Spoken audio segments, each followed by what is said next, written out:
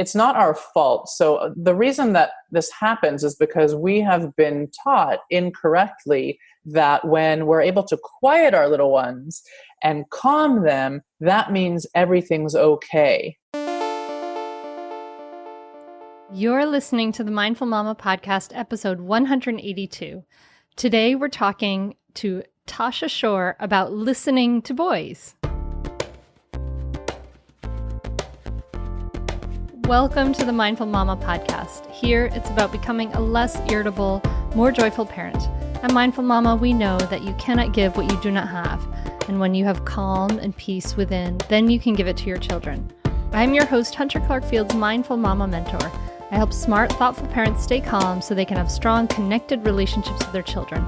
I've been practicing mindfulness for over 20 years. I'm the creator of the Mindful Parenting course, and I'm the author of the upcoming new book, Raising Good Humans, a mindful guide to breaking the cycle of reactive parenting and raising kind, confident kids. Welcome back! Welcome back, dear listener. Oh my gosh, it's the end of the summer. I'm back from France. It is so dang hot in Delaware and humid. France was not humid. So it's a little tough. It's a little challenging here, but I am so excited for you to be here for this conversation. I really had so much fun talking to Tosha Schore. And this is for you if you have girls too. I mean, I got so much out of it, and I have 2 girls. But the truth is, it really is time to be more conscious about the way we are raising our boys. Culturally, there's so much shaming going on for boys because we don't want them to grow up, quote, soft. But is that what really helps, right? What do boys really need to be emotionally healthy? And how can we provide that for them? So it's a really crucial conversation. I think that you're going to enjoy it a lot. I want you to look for a few crucial takeaways that I got. So, it's really important to look at quote unquote bad behavior as a cry for help. We talk about what to do when your child hits you. So how do you deal with that? And then how listening to each other can help us be that safe space for our boys. So this conversation really runs a full gamut, and it is for moms of girls too. I could re-listen and get so much out of it. So I know that you're gonna like this. Who is Tosha Schore, by the way? She creates happy households by building your parenting confidence and helping parents shift boys' behaviors through connection. And she's the co-author of Listen: 5 Simple Tools for Meeting Your Everyday Parenting Challenges.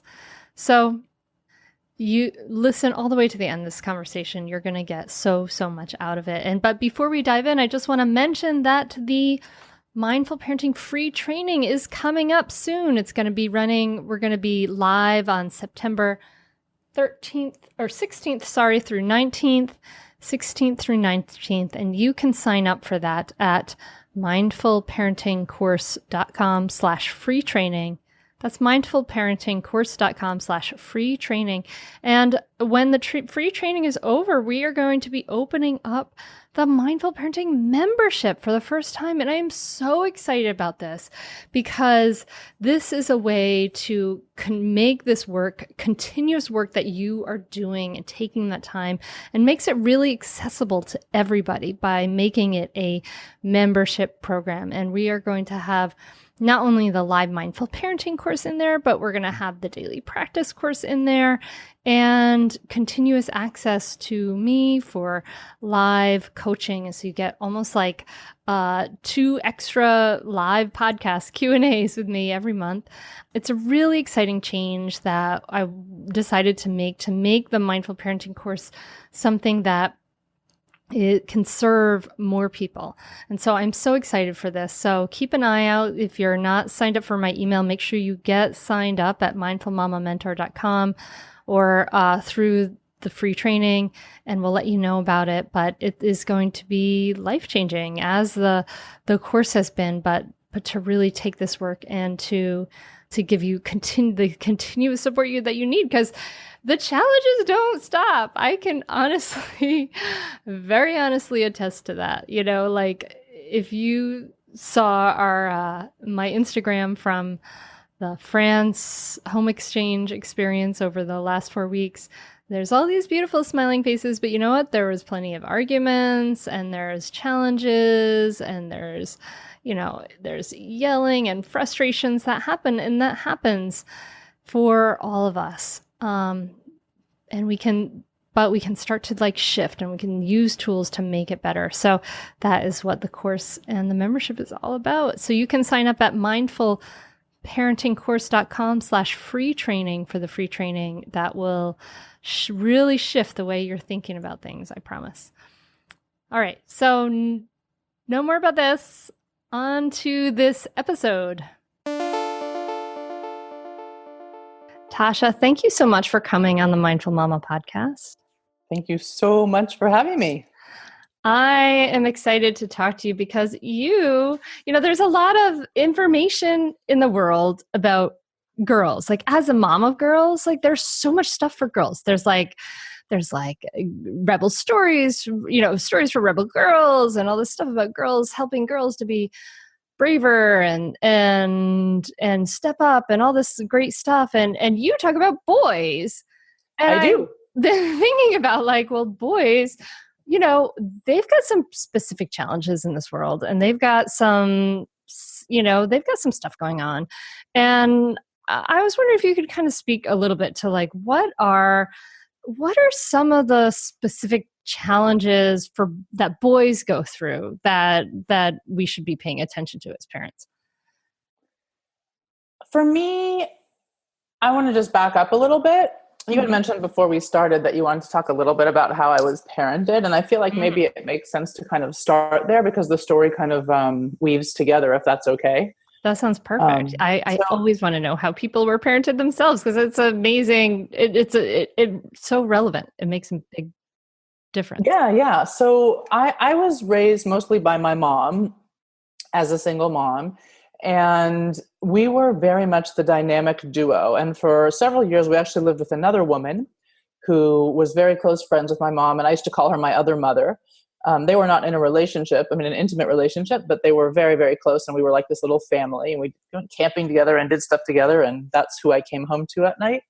My mom was very politically active in her work as a reporter. And we would go to protests in San Francisco. And it was in the 70s. There was a lot of women's rights activism going on. And that was very much the world that I grew up in. Fast forward to college, and I was actually a women's studies major and a language studies minor at Santa Cruz, at UC Santa Cruz. And I continued to walk that path of feminism in a really intentional kind of a way. And it was also intellectual, but it was also that, had that teenage edge of, I know, and this is the right way, right? Because that's the beauty of being a teenager is everything, as I am noticing with my teenagers. So anyway, I miss that feeling. I remember that feeling so well. Challenging to parent, but I do miss it myself, I have to say, which is maybe why it's challenging to parent. But anyway, so I continued on this feminist path, and it was always very much like you talked about at the beginning, how do you stand up and let your voice be heard and not let the patriarchy dictate how you look and what you do and who you are and all of that stuff. And then I never thought I would get married. And then I have this husband who essentially hunted me down. He didn't exactly hunt me down, but and he would tell this story different. But the short version to me is that he sort of until finally he was just like, okay, when you're ready to get married, just tell me. And then he just sat there for several years until I proposed. I have this great image of him all hunter-gatherer, finding you. Totally. And so then, so here I am married, and then we have kids, and I'm pregnant. And in addition to 9/11, which happened during my first pregnancy, which was terrifying and a whole nother story, at some point during that pregnancy, I suddenly froze because I had this thought pop into my mind. What if I'm having a boy? And like, it wasn't like something was wrong with boys or I didn't like boys, or I was actually very much a tomboy growing up and lots of my friends were boys. I preferred a lot of the time to hang out with boys. But this thought popped into my mind and it really stunned me. And I picked up the phone and called my mom, because that's what you do when you're a dynamic duo, even when you're married, because you're still like attached to your dynamic duo mom. And you say, like I did, Mom, what if it's a boy? And then she was silent on the other end. And there was just silence on both ends for like, I don't know, felt like a year. It was probably like 10 seconds. And then she just said, don't worry, we'll figure it out.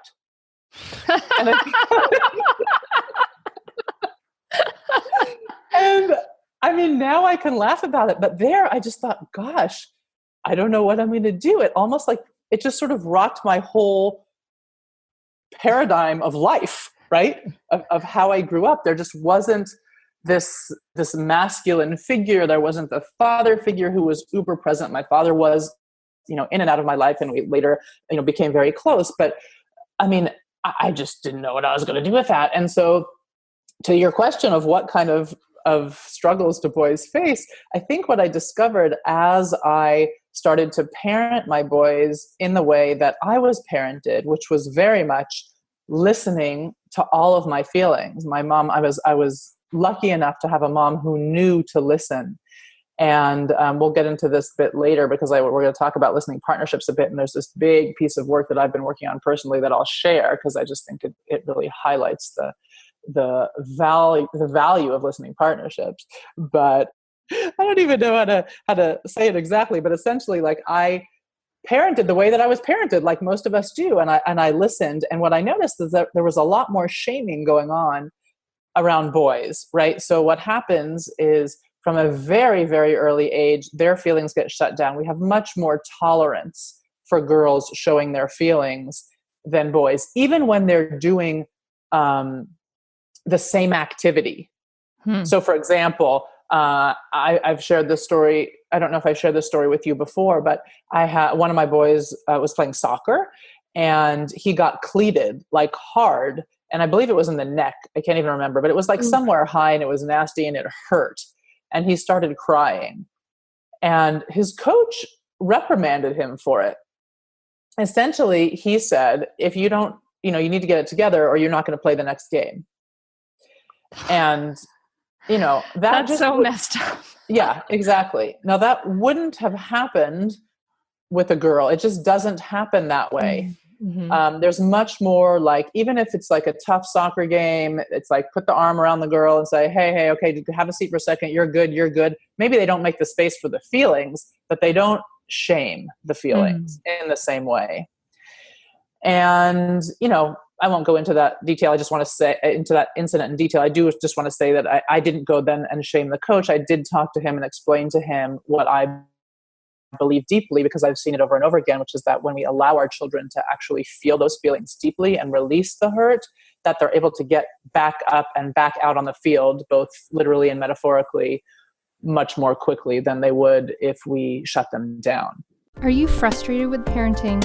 Do you want to practice conscious, compassionate parenting, but you don't know how? It's not easy, and there's no roadmap for this. Until now. I'm Hunter Clark-Fields, creator of the Mindful Parenting course, and I know how frustrating it is because I've been there. I struggled as a young mom, and when I found myself yelling and triggered by my child, I knew there had to be a better way, and there is. Mindful parenting is different from other parenting trainings. They don't tell you that all of that good advice is as good as useless when our internal stress response is triggered. Mindful parenting teaches you research-based tools and practices to reduce your stress response so that you can respond rather than react. And it teaches you exactly what to say so that you can create willing cooperation from your child. You can learn more and enroll at mindfulparentingcourse.com, and you can join us for a free live training coming up soon where you'll learn why your kids don't listen to you, how your brain undermines your parenting, and how to create cooperative kids without losing your temper. Sign up now at mindfulparentingcourse.com/free training. That's mindfulparentingcourse.com/free training. I'll see you there. Well, what about, it's interesting because I am so with you in so many, like in 100,000%. That is so true. We need to be able to feel our feelings. We need to be able to acknowledge them for us to be able to release them and not have them all gunk up the rest of our lives, right?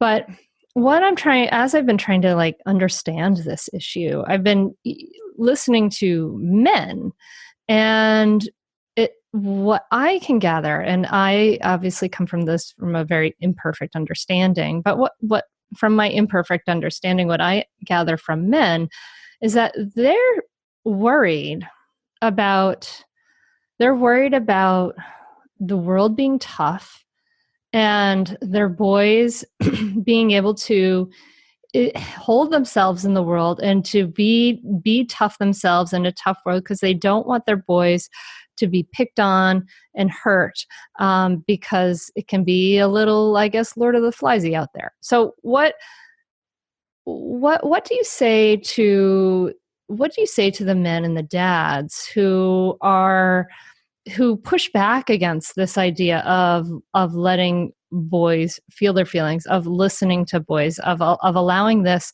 What do you say to them? I say that I get it. I think that you really did, with your quote unquote imperfect understanding, which by the way, we all have, I say to them, you're absolutely right. I get why you would really be hesitant about parenting this way. And when we work one-on-one, and I do work with a lot of dads or in my community, we talk about, or not even so much, we do talk because most men have had their emotions shut down from such an early age. They do have a hard time accessing their feelings to do the healing work. So we often start with the talking, but we talk about, what happened to you? What would have happened to you if, whatever happened to your son had happened and you had responded in the way he did? Or, what did happen to you when you were hurt on that soccer field and had to keep it all together or didn't keep it all together? What were the repercussions of that? I mean, usually there are stories that come out. You're right. They want to protect their boys. And of course, we all want to protect our boys. But the next step then is realizing that they survived, they're okay. And actually, we need to kind of zoom out and look at the picture with a broader lens, right? We need to look at, in my opinion, the wide world, like what's going on in the wide world. And one of the reasons that I got into this work, in addition to having these 3 boys that I had to figure out what to do with, is that I had this epiphany one morning when I was reading the paper, and it was just, rape, murder, terror attacks, one thing after another.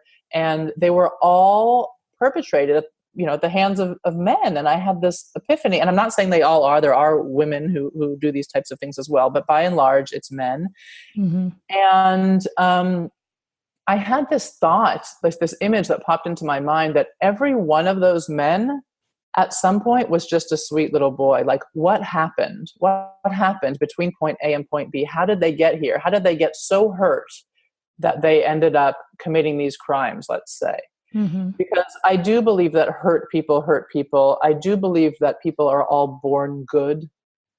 And, I'm not naive. I know that there are all sorts of oppressions that sit on men and men of color and men of different classes. And these oppressions sit in different ways. And I'm not trying to be Pollyanna about it at all, but I do feel like there is something that we can do. And I wanted to connect those dots for parents, because I get parents who come to me all the time and they are terrified because of what they see in the papers. They're terrified. They've got their kids. If their kids, let's say, is struggling with aggression, they've got him committed. He's like already, a juvenile delinquent. He's behind bars. They're terrified. If he's hitting me now, what's he going to do when he's 16? Mm-hmm. Right. So I really try to look at the bigger picture. I mean, and my mission is really, I say over and over again, to create a more peaceful world, one sweet boy at a time. And we do that by shifting the way we parent our boys, and mainly by listening to their feelings, so that that big, beautiful rainbow of feelings that we all have access to when we're born doesn't get shut down, doesn't get reduced to anger, essentially. So when I think about like kids and their feelings, or any kind of people and their feelings, I'm trying to follow this idea. Like, if traditionally we're just saying to boys and to a lot of girls too, but especially to boys, don't feel those feelings, shut it down. I always use the analogy, and I really like this, the way it works for me visually, is this idea that our feelings, when we're trying to kind of shove them down, it's kind of like taking an inflatable beach ball and pushing it under the pool water. And what happens is it kind of slips out in some awkward side angle, and then it pops up even higher than before with more force, like in a way you didn't expect it, right? And love that our feelings are like that. And so this idea of suppressing them, that it comes up like that. I guess what I'm saying is, like, if we look at sort of the big picture, I don't know. Sometimes I think like almost all problems in the world that are perpetrated by human beings can be you can kind of, figure out a little map back to someone not being able to take care of their difficult feelings. Absolutely. I totally agree. Can't argue with you there. Yeah. So when we look at just like you're saying, when we zoom out to this big picture, when we look at the wider world, how do they get so hurt that they commit these crimes? And you're saying part of the answer is to listen to them. So tell me more about that, because I'm imagining a mom or dad dealing with a little boy who's freaking out about something or is upset about something. And, how do we connect the dots between them being more emotionally regulated and listening to them?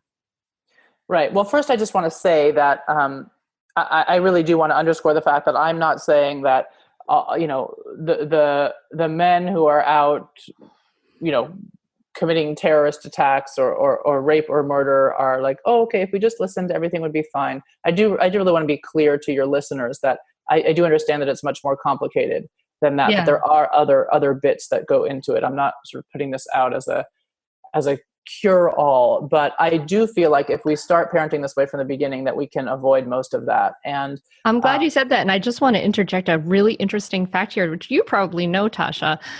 And one of the things is, actually, speaking of like men who do like heinous crimes and things like that, that one of the things that there was a researcher who studies play. I would love to get him on the podcast, but he went and researched all these Hunter, you just cut out on me. Oh, I'm sorry.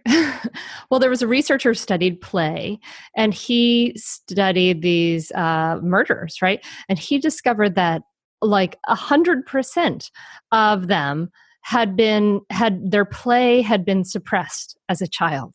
Their free play, which I thought that is so fascinating. It was a small study, but it was like 100% of the people that were in this maximum security prison. I was like, oh my gosh, it's so interesting. It is so complex. There's so many facets to it, but right. And there's also a bit about connection, right? What we see with a lot of these men is that they're very isolated.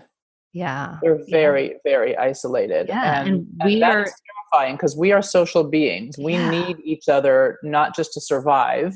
Like, babies will die, not just of hunger, but they will die from lack of touch and, connection. But we need that to thrive. We need to survive and thrive. And there aren't a lot of options for men to get that in certainly in American society, and I would venture to say in most Western societies as well. Mostly, like, sex is the only way to be close. And that's problematic. That is very problematic. Yeah. So I also wanted to just say, in response to your question, is that it's not our fault. So the reason that this happens is because we have been taught incorrectly that when we're able to quiet our little ones and calm them, that means everything's okay. But in fact, there could be a lot, right? That beach ball could be, blopping around under the water, trying to get out in all these ways. And you're just like sitting on it, and you're sitting on it, and you're sitting on it. You're trying to keep it down. So you're not seeing any of the mess at the moment. But as soon as one little thing happens and your tush, skirts over to the right a little bit, the whole thing pops up, right? Yeah. Yeah. That surface level of like just surface behavior or everything, people are following the rules and everything's quiet. It doesn't mean that there's that connection, that ability to take care of those feelings and process them in some kind of healthy way. Right. And we also are in a hard place as parents because we judge each other intensely. Mm-hmm. We judge each other. There's a lot of shame. We feel like if our child is acting, quote unquote, bad in public, like we feel like it's a reflection of our parenting or our lack of parenting skills. We have a real hard time like drawing that line between, okay, I'm a parent and here's my child and he's going to act in certain ways, and that's not necessarily a reflection of me. It's a call for help, and I'm the adult, so I've got to figure out how to move in and help him here.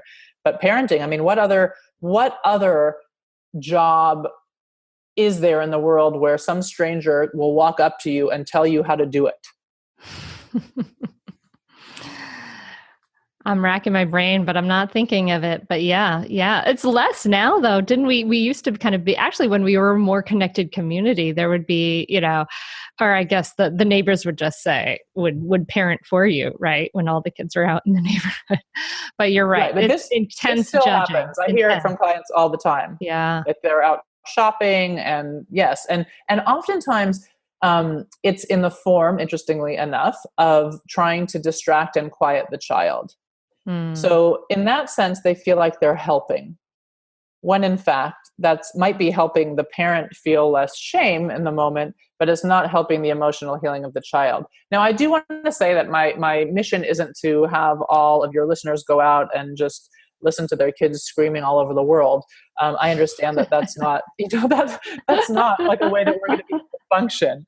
But when you start listening to your little boy or your little girl in this way, you can start to notice changes in their behavior, and you can also be thoughtful about how you guide it and where you guide it to happen. So I often, go harkening back to the fathers and gosh, being scared to listen because they're worried that they're going to set their boys up to be victims. We talk about working through struggles that they face at home first. So in other words, let's say their boy, tries to hit them. Mm-hmm. Okay, so we would talk about holding a limit and really listening to whatever upset is driving that behavior. And in the privacy of your own home, if you can get the emotional support that you need, it's much easier to do than out in public, because we feel so ashamed if our child hits us out in public. So I try to guide parents to start as much as they can by doing this in the home. And then once they feel more confident, we can bring it out into the public realm. And what I've noticed is that while our fear generally is that we're going to be judged by other parents, if the parent stays calm, even when the child is going completely ballistic, people actually perceive that in a positive way. Like if you stand back, Hunter, and you think about a scene in a grocery store where this little boy is like screaming, I want Cheerios, I want the Cheerios. And he's like kicking his feet on the floor and like throwing a big tantrum. And the parent who's with him is like screaming, you stop that right now. You can't be, you get over here right now. Like that makes you very uncomfortable, I'm going to vouch to say. Absolutely. But if the child is screaming and having a tantrum about wanting the Cheerios and having to have the Cheerios and they're going to die and they hate you and then all the other things that they'll say, but the parent is calm, getting down to their level, maybe kneeling down and saying, sweetie, no Cheerios today, no Cheerios.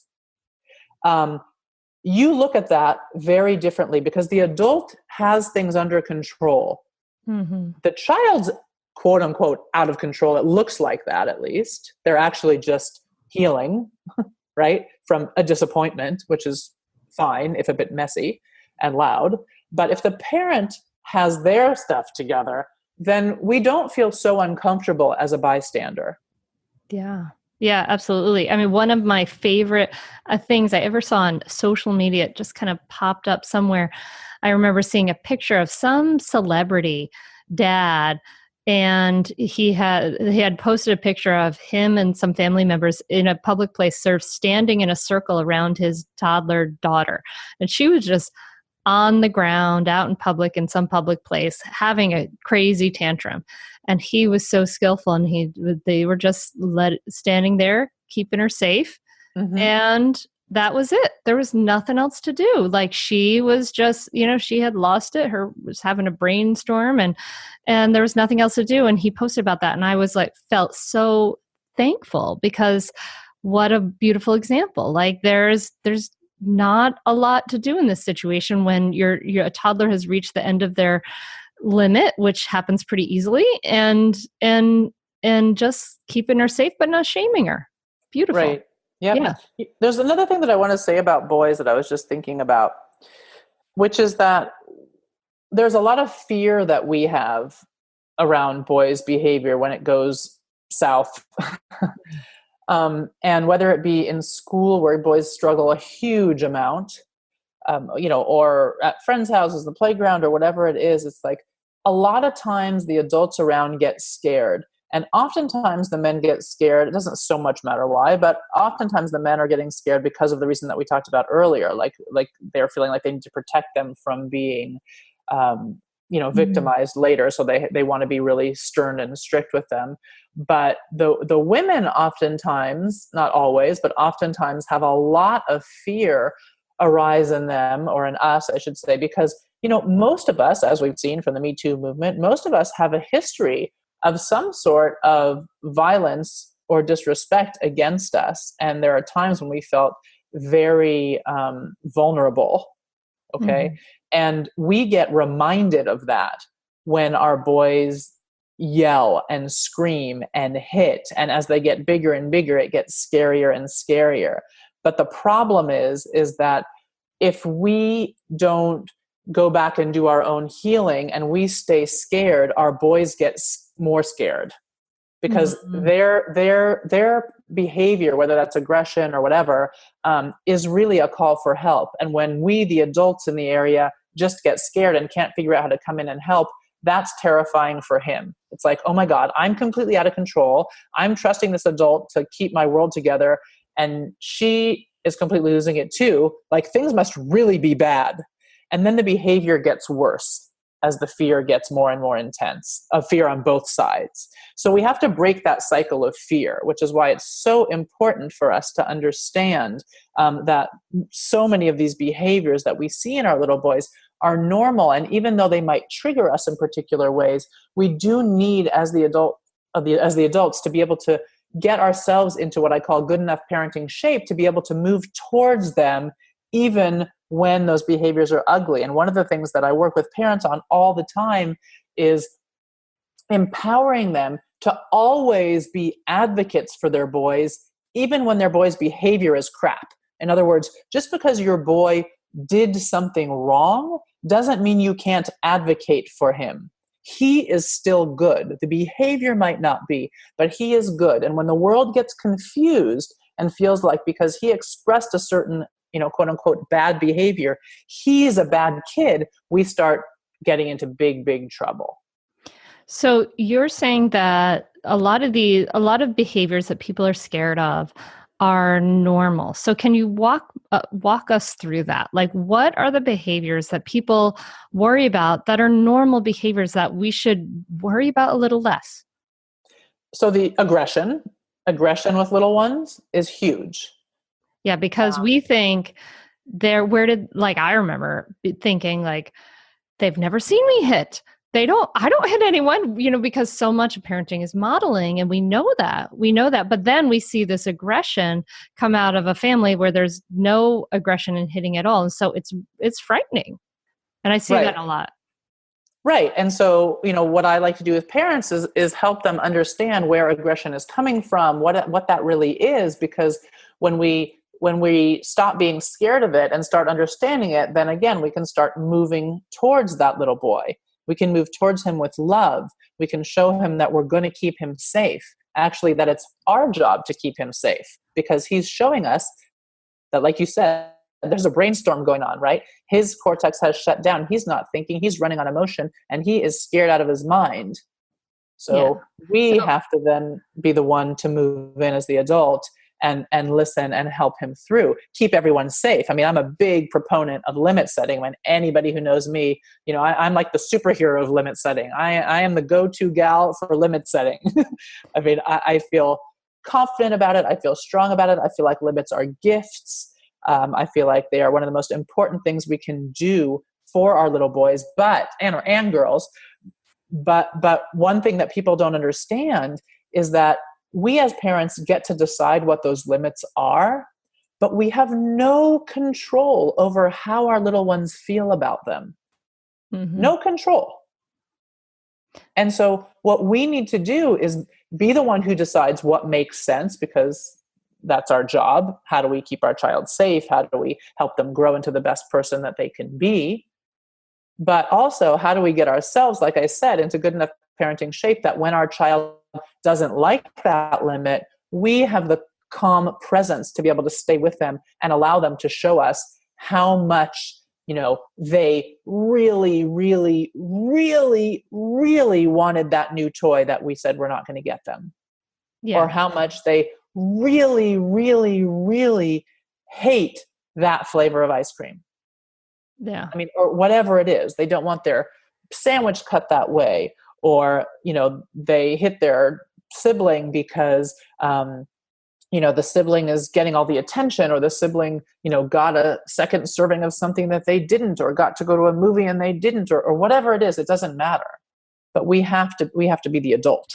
Yeah. Yeah. Setting those limits with empathy. But we're talking about that idea of the, aggression, and that aggression is normal. So where does it come from? What are some of the places that it comes from in little kids? So aggression essentially is fear. Mm-hmm. Aggression is really fear. And with fear comes the sense of being alone, almost always.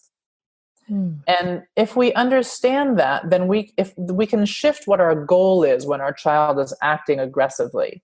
So instead of going into fear mode, if we can say, oh, here's a scared child in front of me, we have the ability to respond differently, right? Because just think about how you respond to somebody when you're scared of them versus when you're noticing that they're scared, right? If I feel scared of somebody, I'm going to get the hell out, right? But if I notice that they're scared, I'm going to move towards them and see if I can help. That's where I'm able to access empathy much more easily. So I can see, okay, here's a child, he's trying to hit. Well, he must be really scared and he must be feeling alone and disconnected. So if instead of my goal being to stop the hitting, I'm not saying that that's not what we want ultimately in the end, but if I shift my focus from stopping the hitting, besides, of course, putting a hand on the hand so you don't get hurt, for example, you do have to keep yourself safe. But if we make our sort of the image in our mind, the vision of what we're going for, connection, instead of stopping the hitting, like going for connection, then we can get really creative about all the different parenting tools that we can use to move in close. We might use play, we might use laughter, we might use the tool we call stay listening, which is moving in close and listening. We might set limits. There's lots of things that we might do, but the idea is that we can do it because we're noticing that the aggression is a call for help from a scared child. And if we can just connect with them, then that their brain will calm, right? Their radar of their limbic system will notice that they're safe again. Their thinking brain will come back online, and we'll see our child reappear. This can be, this is like advanced level parenting, right? Because this is incredibly hard for us as a human animal, a mammal, right? Who also has a stress response and a nervous system that's wired for survival. Hunter, I'm losing you. Oh, well, it's also really hard for us as a human that has a nervous system wired for survival to be that grounded presence if another human being is hitting us, right? Like that can loose a whole bunch of triggers for us, right? That whole idea of being aggressively hit at. So there's a whole bunch of back work that goes beyond this. But I love this idea of that. Right. I think that's, I mean, that, I'm sorry, go ahead. Go ahead. No, you go ahead. Well, I was just going to say that, I mean, that really kind of brings us to this, the topic of listening partnerships. And one thing that I want to say is that, and sometimes this comes as a surprise to parents, is that what is triggering to you might not be triggering to your neighbor or your friend or your partner. So some people get super triggered by their child swearing at them, for example, calling them names, which, you know, you parents out there might feel like you're the only one, but I have yet to meet a parent who hasn't been called something at some point. Yes. Yeah, exactly. But for some of us, that's a huge trigger. Like we just lose it completely. And for some of us, it's like, whatever. Like, yeah, they're mad. You know, we kind of get it. And it's not a trigger. And for some of us, a child trying to hit us is a trigger like that. For some of us, a child lying to us is a trigger like that. For some of us, a child not doing their homework or not finishing the vegetables on their plate. I mean, there are a million different triggers, and depending on how we were hurt growing up and our experience as a parent, we're going to have different things that kind of push us over the edge, which is why it's important for us to stop and take a look and do that piece of personal healing. So the first step really is to notice, where do I get triggered? Because parents will call me and they'll be, you know, flipped out, and I won't, you know, I don't know what rating I can have on this podcast, but let's just say their child's calling them horrible names, right? Yeah. Really, you know, bad words, and they are completely flipped out. Well, it doesn't bother me at all. And when I say it doesn't bother me at all, it doesn't mean that I think it's okay for my children to go around and call me horrible names. All it means is that when my child is upset and he is, you know, releasing the hurt and the emotion, and in that comes these horrible words at me, I don't take it personally. I recognize what's going on. I let it go. I sort of put a bubble around it. And then, you know, it ends and we just sort of close up that bubble and move forward. And people get worried. But then if you listen to these behaviors, if you listen to that swearing at you or whatever, aren't they just going to think it's okay to swear at you? And that's not, in fact, what happens. They don't swear at you outside of the emotional upset. That's not what happens. What they do is actually learn to really respect you because you're able to hold your own and stay calm in the face of their upset. And you could also, you know, address that later at another time outside the bubble of the upset, right? As you describe it, you know, that. I'm glad you said that, Hunter.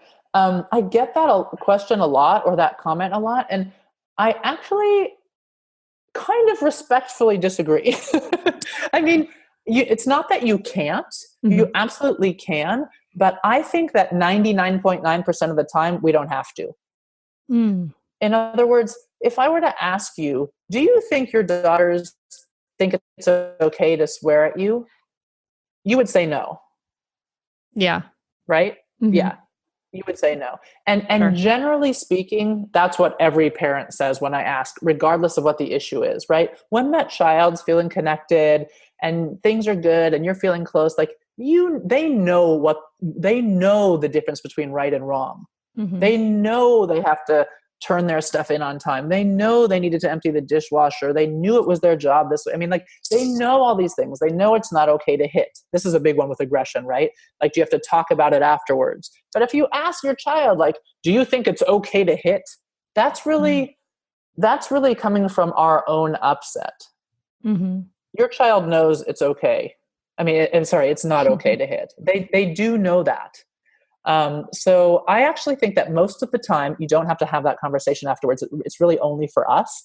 There are situations where I feel like it makes sense. Like, for example, with swearing, I think it's useful to educate, like when little kids, they oftentimes will go through a period of time when they pick up from an older sibling or someone in school with an older sibling, and they start using, quote unquote, bad words, and they're, throwing them around all over the place.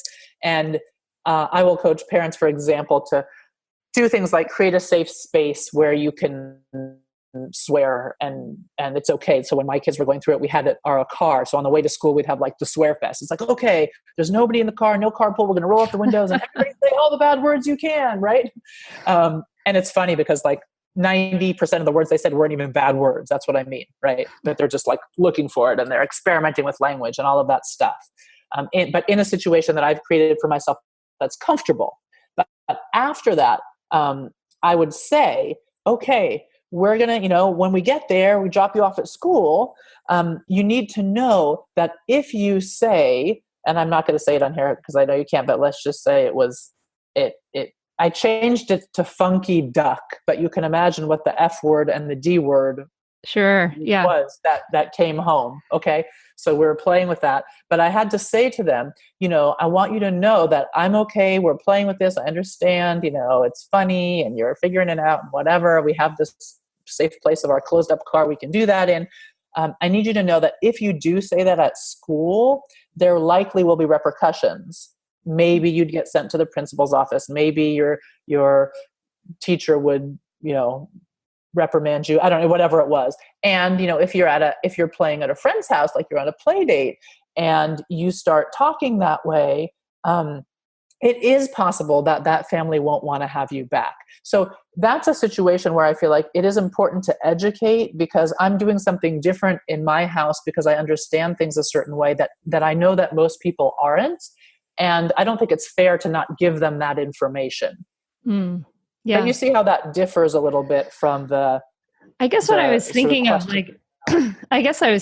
would just be to say that, almost in an educational way, when you said what, funky duck,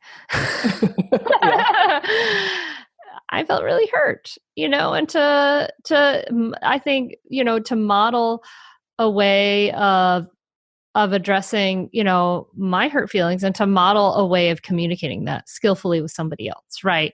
But I take that it doesn't maybe necessarily have to happen all the time. I'm going to ponder this one, Tosha. You're giving me food for thought. Okay. Because I'm still going to disagree okay. because I feel like that work about being hurt by our child in that way is really our own work. Because our child never wants to hurt us. Their intention is not to hurt us with their words, right? If they're spewing bad language at us in that way, it's because they're angry and upset. And I think what I've seen happen, I know what I've seen happen, is that when I'm just able to bubble up, I like to imagine myself sort of in this spacesuit, like I'm an astronaut, right? So it's like, okay, all these things are coming at me, but I'm protected because I know that's not their essence. That's really my work. And what happens is that I then allow them to have that big emotional release. And emotional releases are ugly. I mean, it is like it's emotional poop. It's yucky. It's all the jives that they've had to deal with and the jabs that they've had to deal with and the hurts and the somebody cutting in front of them in line and somebody not sharing with them and someone telling them they couldn't play with them at recess and it's not getting the grade they wanted on the test and it's their brother getting more attention. I mean, it's like all of these things they build up and it's like a pressure cooker. It has to come out somewhere. And for me, like a child who's exploding at me, if my boy's coming home and having a huge upset because there's this stain on his new shirt and he wants to return it and he's getting a different one and that's not fair and he's going to tell them they didn't wash it and whatever it is, right? If I can just listen to that, even when it's like, you have to do this and I hate you and you told me and blah, blah, blah, then that's his place to have that big emotional release that isn't just about the stain on the shirt. It's about all those other things that I just listed. But you know what? He can't have that huge upset at school or at the store or at his friend's house. He has to come home with it. And so that's actually a success. A child who's holding it together out in the world, but coming home and having these explosions, if we can create the safe space for that to happen, that's actually a really good thing. And it will lessen over time. It will lessen. It's not like I'm saying, okay, you're just going to be like this forever. It's not. because that's healing that happens. And when those hurts get healed, our child has much more access to their thinking brain, and the behaviors actually shift. Like we start seeing less of that language, less of the hitting, less of the upsets when we get a stain on the shirt. Easier time going to sleep. Yeah. So you're saying to create that safe space, like to think about this relationship as a place for safety, that place where you will, no matter whatever is going on with you, you are accepted. And that acceptance itself is a thing that lessens all those difficulties and those hurts and those challenges. Right. Well, the acceptance just allows the emotional release to happen, and the emotional release is what allows the behaviors to change. Yeah. So the talking doesn't generally get us very far, right? That's why, I mean, parents come to me, they probably come to you too. I mean, I've told him 400 times X, Y, or Z, right? I told him not to hate his brother. I told him, wah, wah, wah, wah. Right. Exactly. Well, telling him and having a talk about it is great. That's great. Okay, fine. Talk about it. And when you're sitting calm and you're talking about it, it's going to look like it's all going in, and it is all going in, and he gets it. But when he's in the heat of upset with his undeveloped brain, forget about it. All those conversations are not going to help in that moment. Yeah, absolutely. So tell me about, because he's not, the thinking brain's offline, right? He's running on emotion. So what do we do with that emotion? Yeah. Sorry, so tell me about what? No, that's okay. You got a little cut off, so I jumped in. But tell me about the listening partnerships. Oh, yeah.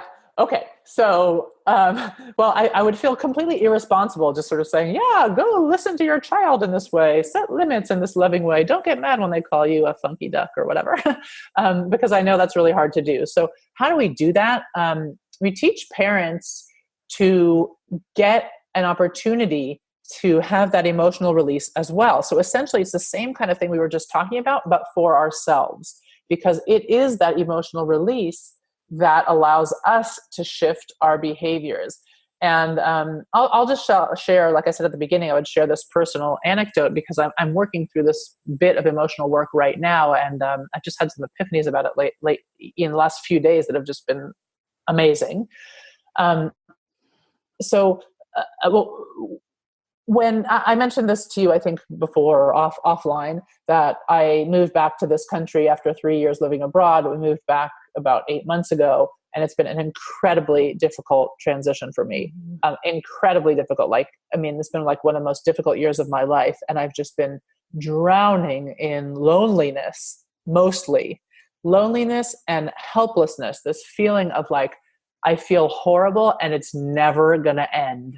I don't know how it's ever going to end. I just don't see an end. And I'm the kind of person that's like, I can deal with hardship and hard times. And when I deal with, as long as I know, like, okay, I'm going to get through this, there is an end, right?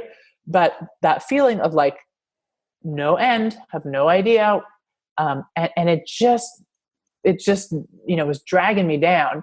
And so I was having a listening partnership, and a listening partnership is simply, a really accepting way of listening, two people listening to one another. So the person who's the listener really just listens without judgment. So there's no kind of feedback in the way that you would in a normal conversation, no empathy in the way that we normally would, in the sense of, oh yeah, that happened to me too, or I totally get what you mean. When my dad died, I felt that way too, or whatever it is. You don't bring it back around to being about you. You also don't give advice.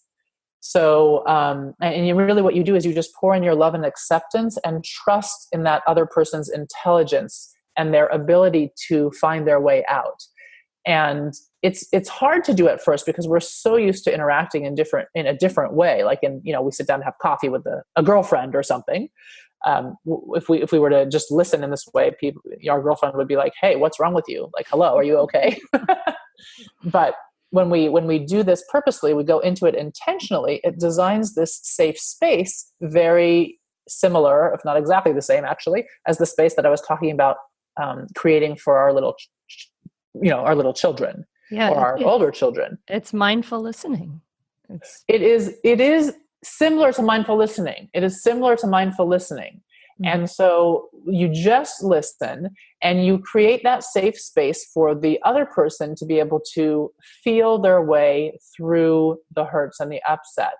Now, what happens is that there's sort of maintenance listening partnerships that I can do, which will get me through the week of just like the upsets of, oh my God, like I'm like exhausted and this person flaked on me and my kid got in trouble at school and, whatever, all that stuff that just sort of those annoyances that we have to deal with. But the bits that influence our inability, for example, to listen to our child when they're upset are deeper hurts than that. And so when we take more time, we can get down. I like to think of the analogy actually like a pile of books, right? So if we talk about my loneliness, so on the top, it's about the top book on the top of my stack of books is like what I think I'm working on, which is I really miss my friends where I was. I really miss my friends and the people I saw every day and my family and my community. Like that's what this is about. But if I dig down to that bottom level book, right? The one at the bottom of the stack, the one that if I pull out, that whole stack of books is going to tumble. That's something that happened much earlier in my life. And so my listening partner, and the part B of listening partnerships when you get more advanced, is you actually help the person you're listening to move towards the feelings. You notice, where are those tender spots? And you actually help to guide them in different ways towards that. And my listening partner said to me, like, if you had to just take a wild guess at a time when you felt hopeless, when you were a child, lonely and hopeless. I know you feel like you don't know, but like, because she'd asked me before, but like, if you had to take a wild guess what that was about, what would that be about? What do you think that would be? And I went back actually to my parents' divorce when I was 5. Now, my story that I tell to myself is very like, my parents had an amicable divorce. It wasn't a bad divorce or anything like that, but still my parents got divorced. I was 5. My whole world got rocked, right? And actually, my name Tosha has only been my name since I was 5, because one of the ways that I dealt with that divorce and the hopelessness and the loneliness that set in as a result was that I changed my name. I locked up the me that was before, and I changed my name to Tosha and moved forward. Huh. Mm-hmm. So I was able to, like, when she helped me go back there, I was able to just sob. And my father died while we were away, these 3 years when we were away. And so this is the first time I've been back in the States with him not being here. And so I was just able to sob about missing my dad, missing him now, missing him when I was 5, missing him for my whole childhood, right? And this was last Monday morning. And Tuesday was the first day in the 8 months since I've been back that I actually felt like, I'm going to get through this. I'm going to get through this. And I started to feel like I was more present in my body again. Like, rather than I was on the outside looking in going, gosh, Tosha, like, life is good. You have this work you love. You have a family who loves you and who you love. Everybody's healthy, knock on wood. Things are good. It's beautiful out. But like, trying to convince myself that I should feel good, I started to feel a little bit good. And just to be clear, it wasn't like this 1/2 hour of sobbing. It was a year of being committed to doing this 5 days a week, working on this. It took me that long, a little bit of time each day, to get to that deeper level and to understand, okay, this is really about something else. And I knew it, but I couldn't get there. And when I was ready and had the right guidance, I could get there. And like this, and now my behavior is shifting, even in my parenting, because, this, when we're feeling horrible, you're doing a whole like challenge about this, I think, or you do a whole challenge about this, I believe, right? Like, when we're not taking care of ourselves and we're not what I call in good parenting shape, we can't respond to the off-track behaviors that our little ones show us with patience and calm and love. We can't. No. So my parenting this year has been really challenging. Situations that normally would be like a piece of cake for me are really throwing me off balance. And all of a sudden I feel like I can stand up. I have my feet are on the, I'm balanced again. I can walk across the beam. Wow, cool. It's almost like partner therapy in a way. It's like listening and thoughtful, intense questions. Yes. Wow. Mm-hmm. Yes. Mm-hmm. Wow. That's pretty amazing. Imagine that it takes a deep relationship to be able to do that for one another, or at least a deep intention for sure. It takes safety. Mostly Yeah. It takes safety. I mean, one thing that people find interesting, in my community, I have people all over the world and they come in, they're not knowing each other at all. And we very quickly build these intense, relationships. And part of why we're able to do that is because there's a confidentiality agreement. And so nothing gets talked about outside. Mm-hmm. So it just stays there. We set a timer during listening partnerships. And when that timer goes off, like, that's it, doors are closed. If I want to talk about my own stuff, I can do that. But the person who is listening can't talk about it, not with a partner, not anywhere. Like, it just stays there. It just stays there. And so you're able to build safety that you can't necessarily build in an everyday relationship, even with close friends, because you might accidentally slip up and say something, or, the relationship can get a little bit gray if you're doing listening partnerships, but you're also best friends and you pick up your kids at the same time from preschool, and you might, go out to coffee and you forget, gosh, wait, did she talk about that in a listening partnership, or was that, something at pickup that she was telling me about? Do you know what I mean? And then things can get a little bit sloppy. So it's actually a safety that's built, I find, more easily with people who aren't necessarily in my day-to-day life. Yeah. Yeah. I have listening partnerships with people who I never see, like literally on the other side of the world in various countries. And it circles right back to what boys need. They need this listening. They need, and we need to give ourselves what we want to give our children, right? If we cannot give what we do not have. Right. And modeling. Tosha, it's been so lovely to talk to you. I really appreciate you diving deep and sharing the way you've shared in this conversation. I think it's really wonderful. Where can people find out more about you? People can find out about me on my website. It's toshashore.com. TOSHASCHORE. Awesome. And I really appreciate it. I think it's been wonderful to talk to you.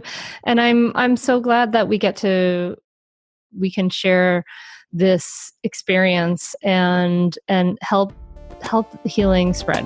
It's really amazing. So thank you so very much. Me too. Thank you so much for having this podcast and for inviting me on. I appreciate it.